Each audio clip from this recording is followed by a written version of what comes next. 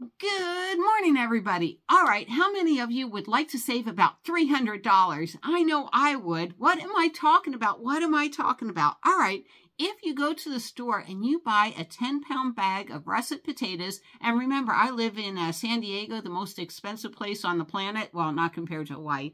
All right, but a 10-pound bag of russet potatoes is about $4.88 out here, or it comes out to 0.03 cents per ounce.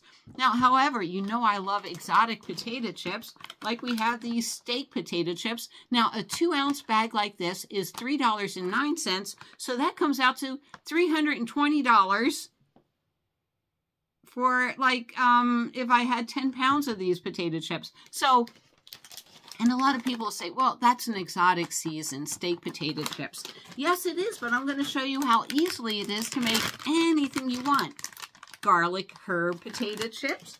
Oh my gosh, who wouldn't love pizza potato chips? I would. And then we have some ranch potato chips. Now then, you're going to say, Terry, is it that simple? Yes, it is. Oh my gosh. That's like some of my stock of potato chips. And, you know, when I'm paying $3.99 for 2 ounces of potato chips, that's crazy. So let's talk about what you need to make the potatoes. First, you need potatoes. Now, I store my potatoes like this, not in the bag, because out here it's a little damp and everything in San Diego, and it seems to do really well, getting lots of oxygen like that. And I store it in a cool place, so someplace lower. We don't have cellars out here, mostly in Southern California. So what else do you need to make microwave potato chips? Well, I'm guessing a microwave. And the other thing you need is a microwave contraption. So what you do is Google on Temu. This cost about $3 to $4. I found this at the thrift store.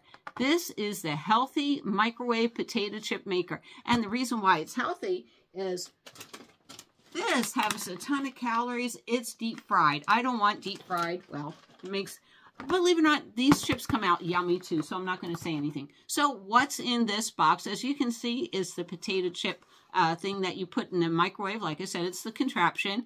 It comes with this and a finger thing. I could not find that, so let me show you this. So far, so simple, right? There you go. This is that thing, and it really is nice. I've used this like 20 times, and it holds up well. So next, what you want, this is a mandoline, and it's set on the thinnest slice possible. I have a lot of mandolins in my kitchen. We bought that one, but I have a really nice, it drops into the box mandolin, and always, like on the box, it has finger protection, but this came with a different thing, so, you know, you jab your potato on like that. All right, so you need a mandolin. Microwave contraption, potato slicer, you need an uncooked potato, paper towels, and when you slice your potatoes, I'll go through this, you're going to place it on a paper towel. Am I going to show you this today? No, this is just an overview. Now, my favorite thing, you need seasonings. So I will show you what works and what doesn't work. Let's do what doesn't work. All right, the whole point of a microwave potato chip is you want to make it as dry as possible, right? That's why you're going to pat it on paper towels. We'll go in that in steps.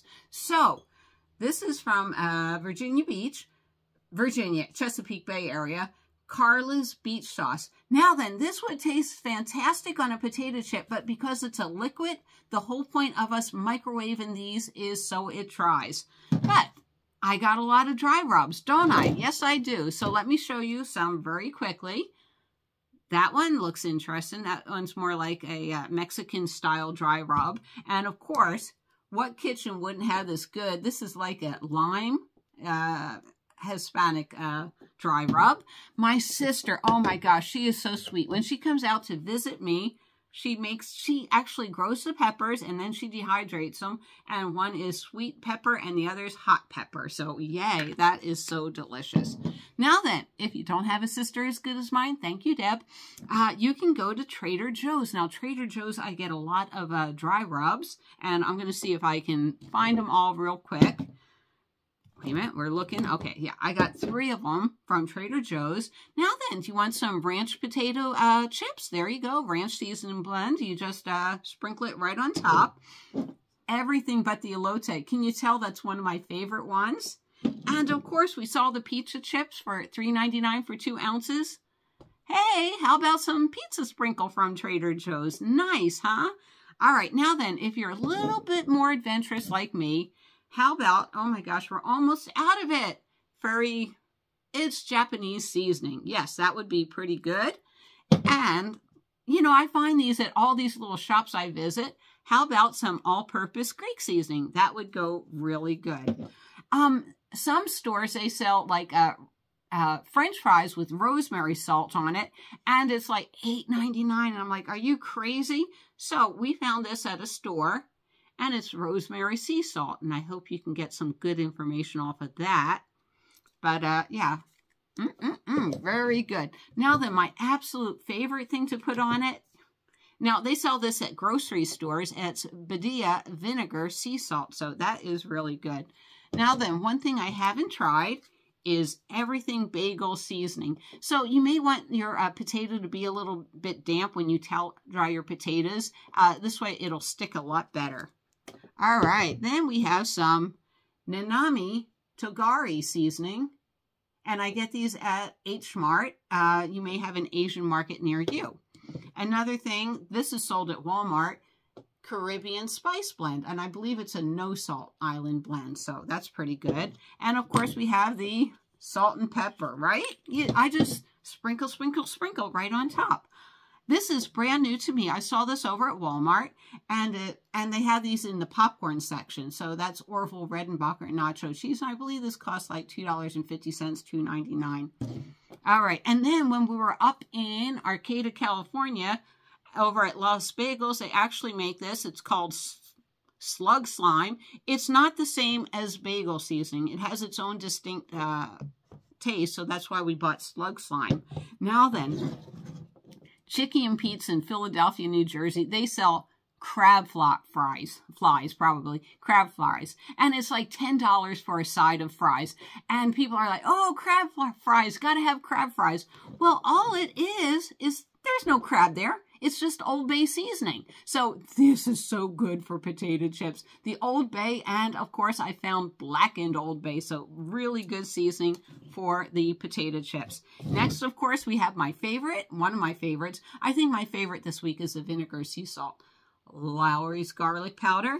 And next, I hope you have some time to make this. All right, so let's talk about what you do. First, I'm going to show you the proper size potato. I'm not going to do it right here. I'm in my, not in my kitchen.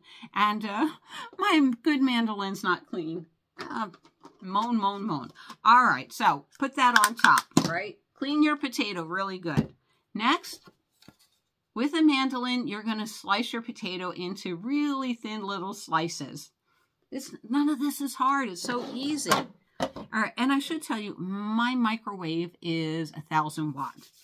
All right, so after you do all of your slices, put each slice down on a paper towel. Now then, depending on the seasoning, I pat dry really, really good. You know, next is the fun part. Wait a minute, which one do I want today? Let's have some pizza fries. Yay, pizza chips, right? So I would sprinkle a lot of this stuff on. Sometimes I rub it in. It just depends. It's all artistic. It really is. So let's pretend I'm going to make pizza chips right after the show. And so I sprinkle it on really good.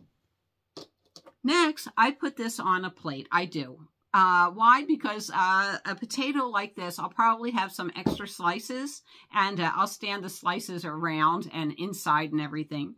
Who could have too many potato chips, right? All right, next, all you do is you take your slice and you put it in the hole. Take your slice, put it in the hole. Repeat, repeat, repeat. And to me, this is pretty much the boring process. All right. Once you have a whole plate of deliciousness ready to go, and remember the microwave, what we're doing is we're trying to dehydrate it, is we are going to put it in the microwave. Now, I have a 1,000 watt microwave, And I always start it at 7 minutes. Now then, this is the trial and error thing. You know, when I first started making my own chips, you know, first I would burn them, undercook them and everything, but I learned how to do it. And like I said, by your third batch, you're going to be a professional at this. So basically put it in the microwave oven. Ba-boom. Set timer for 7 minutes. Watch it spin around. Nothing's going to happen. It's going to cook. Now then, when the beeper goes off, feel it. Now, if it feels damp and rubbery and everything like a potato would, set it for another 30, 45 seconds. Open the door, check it. What you're looking for is crispness, and we're coming up to the important thing, crispness, and, you know, the burnt area. You know, a little bit of brown is good. Too much brown, bad. That's what you don't want. All right, so you put it back in. It's not done. Feels a little rubbery. Not done. Not done. Like I said, I do this in small increments. I may do this 2 or 3 times. Then all of a sudden, they're not rubbery. They're not hard, because they're going to harden up when they dry, when they cool down. So what you want to do is immediately take it out of the microwave. Use your little holders, right? Okay. Then what you're going to do is you had a plate underneath it. Remember I said use a plate. Turn it upside down. Now then, some are going to fall out, some are not. What they are is they still have some wiggle room. Just go boom, boom, boom, boom, boom, boom, boom, boom, boom, all the way around. Get them chips out there. So they're going to, if you don't do this step, if you miss this step, what they're going to do is they're going to harden in their deformed position. You're never going to get it out.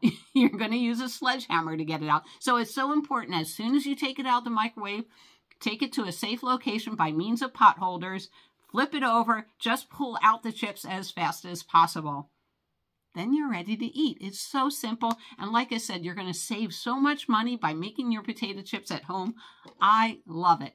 Anyhow, guys, I will see you down the road. Write in the comments below, which is your favorite seasoning. We got so many good ones, so many accessible seasonings. You want to watch me do it? I will do a videotape of me doing it in the future. Hey, watch your dirty mind. Bye.